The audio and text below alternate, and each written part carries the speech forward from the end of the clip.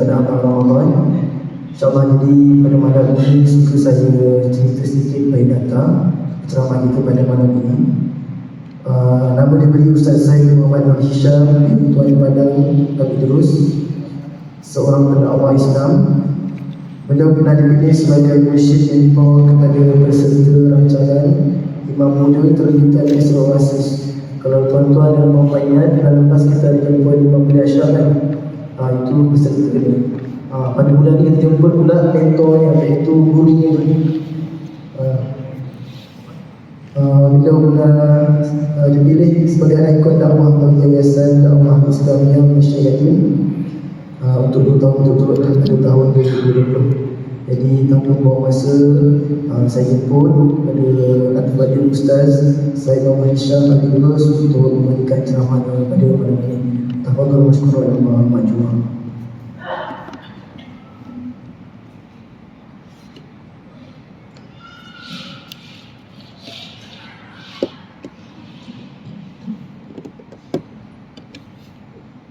Assalamualaikum warahmatullahi ta'ala wabarakatuh.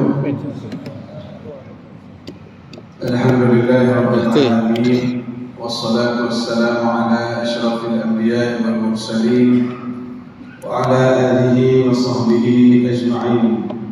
Rabbi shrah li sadri wa yassir li amri wa hlul 'uqdatam min lisani yafqahu qawli. Amma kasih Imam Muslim Majelis, Musi dan terkuasa masjid, seterusnya para jemaah, ibu ayah, muslimin muslimat yang dirahmati Allah sekalian. Kita tinggal beberapa hari lagi nak masuk bulan Ramadan. Hari ini bulan Syaban 16. Another 2 weeks. Ada sekitar 13-14 hari sahaja nak masuk dalam bulan Ramadan. Di awal ni saya nak ajak semua sama-sama kita baca doa ni sikit. Saya baca, sila ikut. Allahumma barik lana fi Sya'ban wa ballighna Ramadan wa a'inna ala siyam wal qiyam wa tilawatil Quran. Ya Allah, berkatilah kami dalam sakibaki Sya'ban, panjangkan umur kami sehingga ke bulan Ramadan, dan tolonglah kami untuk berpuasa sebaiknya dan menghidupkan bulan Ramadan dan membaca Al-Quran dan ibadah-ibadah yang lain. Amin ya rabbal alamin. Ya rabbil alamin. 2 hari lepas di sebuah masjid buat pengumuman, saya ada jenazah sedang diuruskan. Sekejap lagi kita akan solat jenazah 2 hari lepas. Maknanya jenazah itu tak sempat dengan Ramadan. Moga-moga Allah rahmati. Dan kita kata ada 4 hari lagi nak masuk bulan Ramadan, kita pun tak tahu sempat ke tidak kita dengan bulan Ramadan. Tapi kita berdoa lah, balighna Ramadan. Ya Allah, berkatilah kami sakibaki Sya'ban, panjangkan umur kami di bulan Ramadan. Tadi Imam kita baca doa ni, sebab apa saya ajak baca sekali lagi. Kalau boleh, selain daripada yang kita aminkan iman, kalau boleh kita sendiri-sendiri baca juga. Sunat, mereka Allah yang sendiri-sendiri kita. Biar kita baca juga doa ni. Boleh ingat tak doa ni? Tak kita baca tadi, boleh ingat tak? Yang depan ni. Cuba baca sekali. 1, 2, 3, silakan. Apa punya Allah barik lana fima razaqtana. Itu doa paling glamour dalam muka bumi tu. Tiba-tiba Allah barik lana fima razaqtana. Itu doa makan. Bagus juga baca, moga-moga diberkati. Doa juga Allahumma barik lana fi Sya'ban. Allah berkatilah kami saki-baki bulan Sya'ban. Waballighna Ramadan. Sebab dalam sebuah hadis itu Rasulullah SAW bagi tahu bulan antara Rejab dan Ramadan, kat tengah-tengah ni bulan yang ramai manusia lalai, diterleka seketika. Semangat saya nak sambut Ramadan ni pun terlalai dalam bulan Sya'ban. Alhamdulillah, banyak masjid surau sekarang buat ceramah welcoming Ramadan, ahlan ya Ramadan, sebagai kita nak jadikan warm up itu untuk menjadi tetamu Allah Subhanahu wa taala. Sebab tu nombor 1, tolonglah buaya dikasih sekalian, doa sendiri-sendiri. Ustaz, payah orang nak ingat yang Ustaz baca bahasa Arab tadi, bahasa Melayu je. Ya Allah, berkatilah aku dalam bulan Ramadan yang ada lagi ni. Berkatilah aku dalam bulan Sya'ban yang ada baki lagi ni, ya Allah. Tolong panjangkan umur dalam ke bulan Ramadan. Tapi jangan setakat minta panjang umur bulan Ramadan je. Minta panjang umur dan ya Allah, bantulah aku untuk beribadah sebaik mungkin. Bukan sekadar panjang umur, itu tak puasa. Tak nak juga panjang umur sampai bulan Ramadan sibuk bisnes dia, kawin pun tak sempat walaupun 2 rakaat, tak nak juga. Kita minta Allah panjangkan umur kita dan dapat beribadah. Okey. Ramadan semakin hampir, manusia ada 2 kategori. Sebahagian gembira dan sebahagian sedih. Puasa ni ada orang sedih Ramadan muncul. Ni yang ada dalam masjid ni, Ramadan semakin dekat, sedih ke gembira? Alhamdulillah gembira. Ada juga sedih yang okey. Saya sedih kan, suami saya baru meninggal 4 bulan yang lalu. Tahun ni saya puasa seorang, Ustaz. Sedih macam tu tak apa. Saya sedih kan, tahun ni puasa isteri tak ada, kena Covid awal tahun tahun lepas meninggal isteri saya sedang.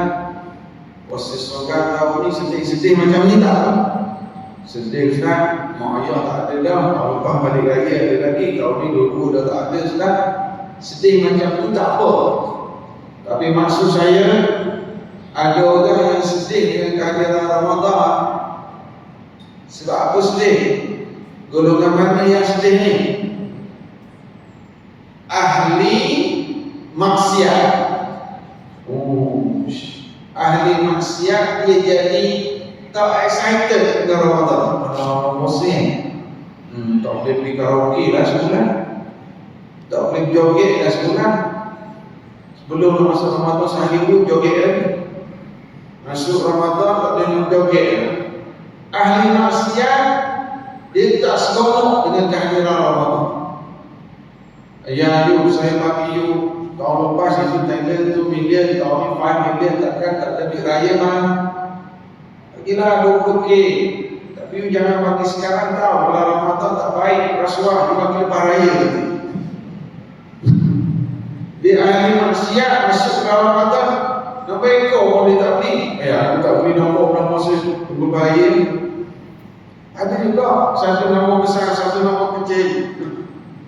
Bulan puasa, bulan Ramadan dia tak masuk seperti tu. Kalau bulan lain dia masuk, dia pakai topi geledah full face, takut malaikat nampak. Kata biasa gambar kalau sekali beli nombor sport toto tu, apa harga dia? Masih baik tak payah jawab. Saya pernah tanya kat satu masjid, rumah 3-4 orang.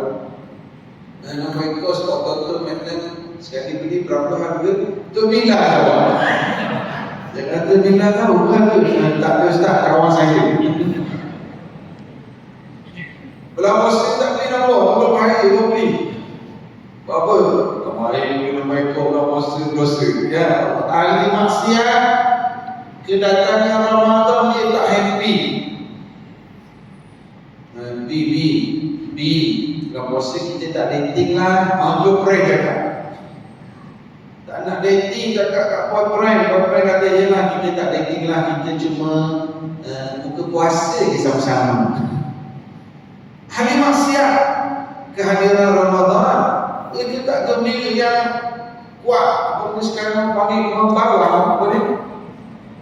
Saya tak tahulah apa kaitan mengumpat dengan bawah. Apa kaitan? Yang orang sebut sekarang membawa apa kaitan? Mengumpat kan? Tak apa sebab kaitan membawa dengan mengumpat. Yang jadi sebetulnya cakap kosihan orang bulan Ramadan dia slow down. Oh datang cakap tadi saya tengok dia suami isteri bergaduh. Dia kata saya puasa hari ni tau, saya tak boleh cakap hal orang lah. Tunggu lepas berbuka boleh? Tunggu lepas berbuka boleh juga. Dia ada maksiat, kaki kursi, kaki fitnah, kaki kasuah, kaki joget hadir Ramadan. Oh kita tak buat, Ustaz saya tak ada job. Kalau Ramadan saya tak buat sangat konsert ni. Kita sedang prepare tu konsert Aidil Adha lepas raya nanti. Nak joget nak apa? Ramadan. Ini sebenarnya bertepatan dengan hadis Nabi Muhammad sallallahu alaihi wasallam yang selalu kita dengar, idza jaa Ramadan futihat abwabul jannah wa ghulqat abwabun nar wa suffidat asyayatin. Bila Ramadan menjelma, terbuka pintu-pintu syurga dan terkunci pintu neraka, dan syaitan dibelenggu, dipenjara. Sebab tu ahli maksiat dia tak happy dalam Ramadan. Itu kaitannya yang jadi pintu neraka itu terkunci. Kalau nak buat maksiat pun tak semangat. Nanti kita syarah kali ini. Kita nak tengok golongan kedua apa tadi. Kita kata golongan sedih yang kehadiran Ramadan. Ada tak golongan yang gembira dengan kehadiran Ramadan? Ada. Tapi juga yang gembira dengan kehadiran Ramadan ini pula ada banyak kategori. Maksud ustaznya mana? Ada yang gembira Ramadan. Nak puasa dekat dah. Target tahun ni 8 kilo dah turun. Maknanya dia nampak Ramadan tu kilogram. Nak tunggu. Ya tak salah. InsyaAllah puasa ni sihat tubuh badan. Tapi janganlah nampak niat dia puasa nak turun kilo. Itu yang macam tu kurang 10 kilo. Lepas raya tambah balik 10. Puasa bukan 5 badan tu. Niat kita biar betul. Golongan yang gembira dengan kehadiran Ramadan. Ada yang gembira dengan kehadiran Ramadan sebab apa? Sale business dia 3-4 kali dalam Ramadan.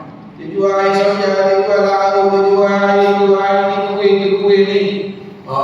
Siap ni, sebulan Syakbah Rejab ni dia ada dah marketing strategi. Nak promosi masa ni, nak book ad, apa semua ni. Dia push dulu Syakbah Ramadan.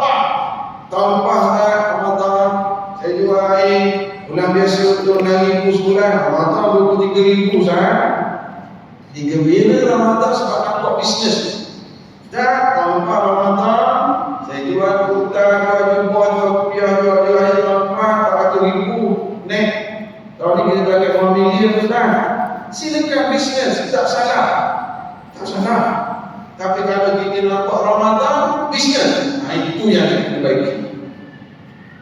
Tak salah nak bisnes. Tapi kalau kita bisnes, kejar sale, dapat duit banyak, dia terlepas.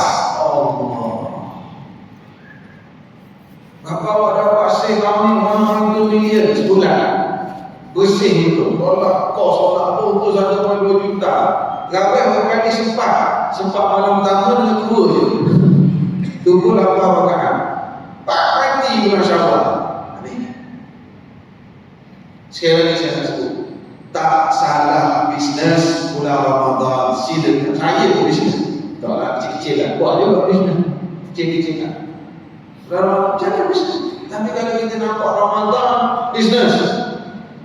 Terlepas ruang-ruang pahala, oh itu rugi lah. Kalau kita dapat berjuta sen. Ulang, tak salah bisnes. Tapi jangan nampak Ramadan itu bisnes macam-macam. Ada yang orang miskin, orang susah, seronok dia datang Ramadan sebab boleh makan free, sebab ramai orang sedekah. Ya memang betul itu berlaku bulan Ramadan, tapi kita biarlah gembira melihat rahmat Allah, melihat hebatnya didikan Rasulullah sallallahu alaihi wasallam bulan Ramadan. Jangan kita nampak makan free je, orang sedekah banyak, dia nampak itu, dia nampak Allah, nampak Rasulullah. Dan kita walaupun kita orang miskin, kita pun berpeluang nak dapat Lailatul Qadar. Doalah biar kita kaya, doalah biar Allah buka pintu rezeki. Gembira sebab Ramadan ini waktu mustajab doa. Ada orang gembira kehadiran Ramadan sebab dia faham Ramadan ini amalan sedikit, pahalanya berganda. Jadi waktu biasa dia ni jadi tak banyak sangat pahala, tapi bila datang Ramadan ni keluar dia nak kutip sebanyak mungkin pahala. Dia ni jadi adalah dosa. Ramadan datang dia gembira sebab dia harap ini nak keluar, dia nak minta keampunan Allah. Ini gembira yang betul. Jadi kita tengok kita duduk gembira kat mana. Ada orang gembira dia tak nampak Ramadan, nampak akhir Ramadan. Sebab apa? Anak cucu menantu balik. Baguslah. Tapi biarlah kita jelas dengan Ramadan. Okey. Seterusnya, tuan, di atas muka bumi di mana tempat yang cuba sebut kat saya dua tempat yang memang sangat-sangat mustajab doa kat mana? Dua je. Tempat yang sangat mustajab doa. Tak ada. Ustaz boleh tak jangan tanya ceramah lah mungkin. Itu biasa tanya dengan Ustaz kan. Ustaz dah tanya.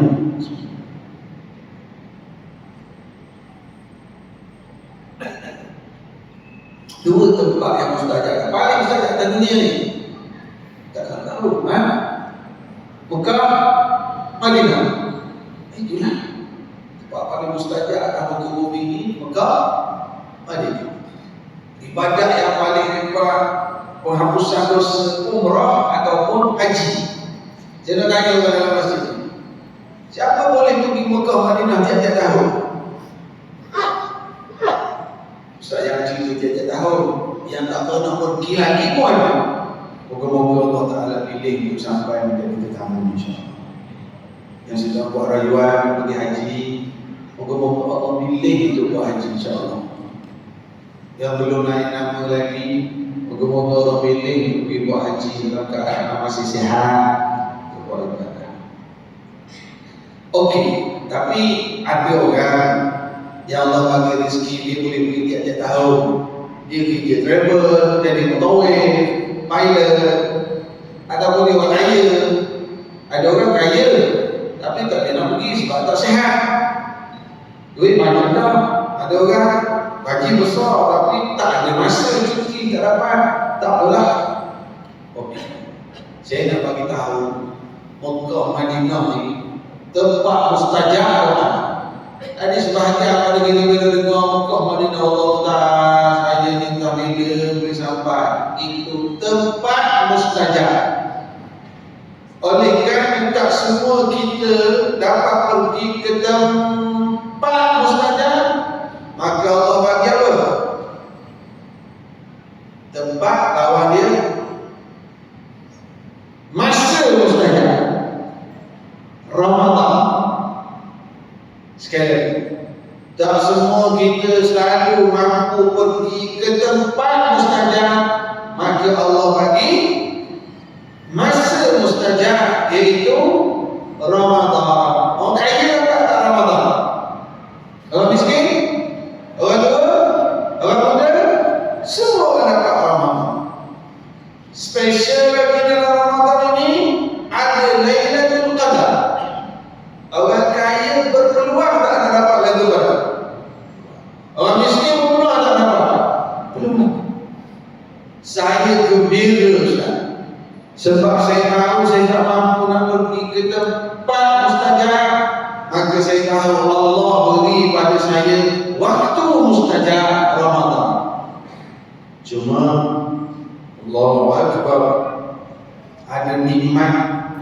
nikmat yang besar. Allah, ini yang terpilih. Niatlah utamanya yang ada duit, ataupun yang buat bisnes, letak dalam kepala niat supaya suatu hari nak himpunkan, bermaksud himpun, berada di tempat mustajab pada waktu mustajab. Pergi buat umrah bulan Ramadan, Allah, itu nikmat. Lain tuan-tuan, umrah bulan Ramadan dengan musim haji mulai. Oh lain suasana dia. Yang ada duit lebih tu pergi dah rasa sekali pun cukup dah. Umrah dalam bulan Ramadan, Allah Akbar. Ustaz, tapi umrah bulan Ramadan mahal Ustaz. Marilah, no pain, no gain. Biasa tu. Tapi tuan-tuan tengok satu benda yang hebat bila kita tanya kenapa jadi mahal umrah bulan Ramadan tempatnya bulan biasa, hanya kerana sepotong hadis Nabi. Sepotong hadis Nabi menyebabkan harga tiket flight mahal, harga hotel mahal, makanan catering pun jadi mahal bulan Ramadan. Sepotong hadis Nabi. Umratun fi Ramadan ta'dilu hajjatan ma'i. Nabi kata satu umrah dalam bulan Ramadan seumpama melakukan haji bersamaku sallallahu alaihi wasallam. Orang sepotong hadis ni je tuan-tuan. Jadi mahal tiket. Kalau kita kata package mahal dia. Dia konsep supply and demand. Bila supply tinggi dan bila demand tinggi, kan? Dengan keadaan hotel ni tak banyak, tak ada terus semakin besar, semakin luas tu. Demand tinggi, dia naik harga. Terpaksa. Sepotong hadis. Ustaz, kenapa pula harga package umrah bulan Ramadan minggu pertama dengan minggu akhir sama ke lain?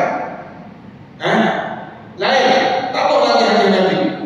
Carilah Lailatul Qadar pada 10 akhir Ramadan, pada malam-malam ganjil. Package Ramadan 10 akhir lagi mahal. Supply and demand. Oh Ustaz, maknanya dia orang ni menunggang agama Ustaz. Jangan. Masalah menunggang agama. Sebab memang itu normal berlaku begitu. Normal berlaku begitu. Sebab permintaan terlalu tinggi. Dia terpaksa. Sepotong hadis Nabi lagi. Carilah Lailatul Qadar pada 10 hari. Batu untungnya orang. Batu Nabi kata ni'mal malus salih lirrajul salih. Nikmat sebaik-baik harta ialah yang berada di tangan orang yang salih. Dia tu kaya, dia tu banyak duit. Okey, saya nak pergi 10 hari Ramadan. Berapa? 20,000. Apalah, saya nak hotel paling dekat Grand Con, nak Darul Tauhid, masuk masjid. Ni mahal sikit 48,000. Bismillah. Dua kerja banyak cari duit tu apa lagi? Saya nak duduk 10 hari Ramadan. Ini orang yang menghimpunkan tempat mustajab, masa mustajab. Allah. Tuan-tuan bayang. Mereka berada di Mekah, di hadapan Kaabah, di bulan Ramadan. Dia itu bermusafir, dia diketahui Allah untuk buat umrah dalam keadaan berpuasa, tunggu maghrib saat dekat nak berbuka di hadapan Kaabah, dia berdoa pada Allah. Ya. Tapi dia dekat off juga. Nabi sibuk. Ada orang walaupun dia berdoa sebegini bulan Ramadan 10 akhir depan Kaabah saat nak buka puasa, munajat berdoa kepada Allah, Allah tak makbulkan doanya sekiranya duit haram, niaga dibuangkan, tak rasuah, hutang lagi tak bayar, tak bayar duit satkom, dia menkong tak bayar. Ini masalah, problem juga. Doa Allah macam ni Allah tak makbul. Walaupun you duduk malam Lailatul Qadar dalam Kaabah di bulan Ramadan, duit orang kiri kanan dia tipu. Kata potong gaji bekerja untuk calon KWSP 4 tahun dah tak calon. Lagi ini masa sebut harga lain. Kita buat benda lain. Masa harga wiring, harga konkrit, barang mesti dia tak mesti ada tu. Masa harga loofing nak wiring macam ni, tipu customer. Duit haram, doa depan Kaabah, Allah tak makbul. Allah. Positif pula. Ini penting kita berada dalam majlis ilmu. Ya jenak. Balik cerita Ramadan tadi. Balik cerita Ramadan. So, kita tak ada lagi. Aku tak mampu nak pergi ke Mekah, tapi Allah bagi Ramadan kepada dulu. Aku kena tunggu peluang Ramadan. Okey. Jadi ini dua situasi manusia. Biarlah kita jadi orang yang gembira dengan kehadiran Ramadan. Bagi kita tahu kita jadi bukan lagi sangat ibadat Ustaz, tapi bila Ramadan ni ibadat sikit-sikit Allah bagi pahala lebih. Saya gembira. Saya tahu saya ni ada mana dosa Ustaz, Ramadan ni harap dapat keampunan. Saya gembira. Itulah kegembiraan kita. Okey. Jadi kalau nak sebut satu-satu buat puasa ni panjang. Kalau saya nak pilih satu perkara saja malam ni. Yang pertama, ada saya nak mungkin highlight 1-2 kesilapan yang boleh kita baiki. Yang pertama, nak sebut bulan puasa ke bulan Ramadan? Ni kita nak panggil bulan apa? Bulan puasa ke bulan Ramadan? Saya ingat kali ni selalu disebut oleh almarhum Tuan Guru ni Abdul Aziz Nikmat. Dr. Ni Aziz kata jangan sebut bulan puasa, sebut bulan Ramadan. Sebab bila kita sebut bulan puasa, dalam kepala kita ni, subconscious mind kita ni bulan puasa. Puasa. Bulan puasa. Maksudnya kita sebulan puasa. Itu dekat dalam kepala kita.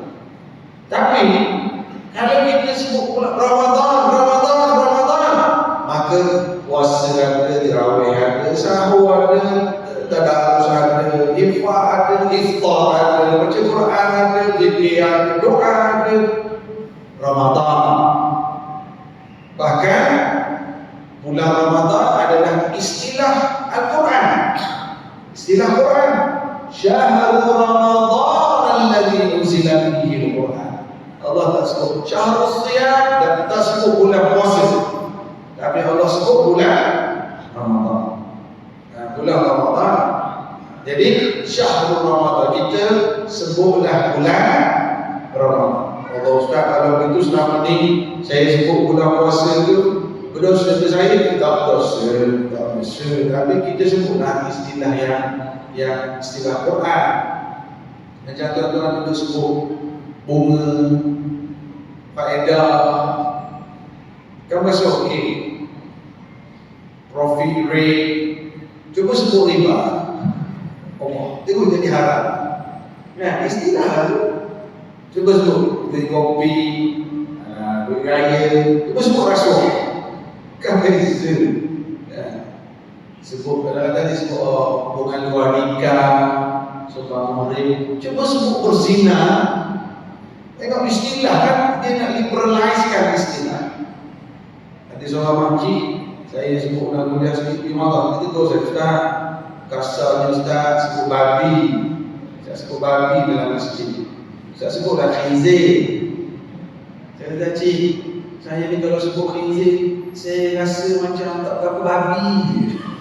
Dia macam kurang kebabian. Dia kita sebut istilah yang maknanya rasa haram, zina, alba, riba. Kan? Kita sebut istilah bukan bahasa ucap, tapi supaya makna itu istilah, mustalah. Sebab itu dalam kitab-kitab fiqh dia ada istilahan wa lughatan as-shawm, puasa apa dia istilah, apa dia bahasa, al-hajj apa dia, ada istilah. Ada kita yang sebut pun istilah yang betul. Okey. Yang pertama sebut, biasakan sebut bulan Ramadan dan lepas itu apa? Kita berdosa. Kita tak perlu bergaduh dalam isu. Tak perlu bergaduh. Kita sebutlah. Yang kedua, yang ini berlaku kesilapan yang kedua. Yang ini berlaku kepada segelintir parent muda. Pasangan-pasangan muda yang ada anak darjah 1, darjah 2, ini yang saya dah sebut. Maksud Ustaz apa kesilapan tu?